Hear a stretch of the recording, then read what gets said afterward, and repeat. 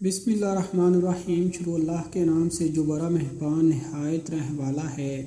رسول اللہ صلی اللہ علیہ وآلہ وسلم نے فرمایا، جس نے شب جمعہ سورۃ دخان کی تلاوت کی وہ بخشا ہوا صبح کرے گا۔ رسول اللہ صلی اللہ علیہ وآلہ وسلم نے فرمایا، بندہ اپنے رب کے سب سے زیادہ قریب اس حالت میں ہوتا ہے جب وہ سجدے میں ہوتا ہے، لہٰذا اس میں کثرت سے دعا کیا کرو۔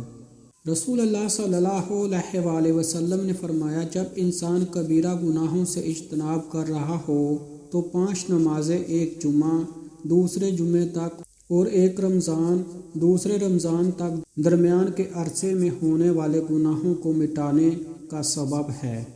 نبی کریم صلی اللہ علیہ وآلہ وسلم نے حضرت صفیہ سے نکاح کے بعد جو ولیمہ کیا، اس میں نہ گوشت تھا نہ روٹی تھی، بلکہ ولیمے کے کھانے میں کھجور اور گھی کا حلوہ تیار کیا گیا۔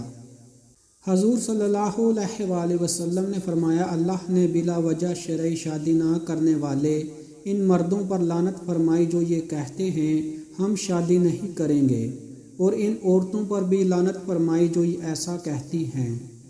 حضرت ابن مسعود رضی اللہ عنہ سے روایت ہے کہ نبی کریم صلی اللہ علیہ وآلہ وسلم نے جمعے سے پیچھے رہ جانے والے لوگوں کے بارے میں فرمایا، میں نے ارادہ کیا کہ میں کسی آدمی کو حکم دوں وہ لوگوں کو نماز پڑھائے، پھر میں جمعے سے پیچھے رہ جانے والے لوگوں کو گھروں سمیت آگ لگا دوں۔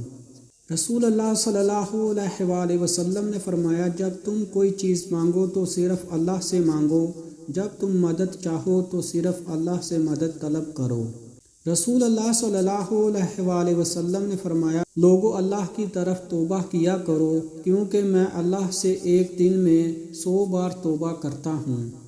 رسول اللہ صلی اللہ علیہ وآلہ وسلم نے فرمایا، بے شک اللہ تعالیٰ اس بندے سے راضی ہوتا ہے جو ایک لقمہ کھاتا ہے یا ایک گھونٹ پیتا ہے تو اس پر اللہ کی تعریف کرتا ہے۔ رسول اللہ صلی اللہ علیہ وآلہ وسلم نے ارشاد فرمایا، جس نے اللہ کے سوا کسی اور کے نام کی قسم کھائی تو اس نے شرک کیا۔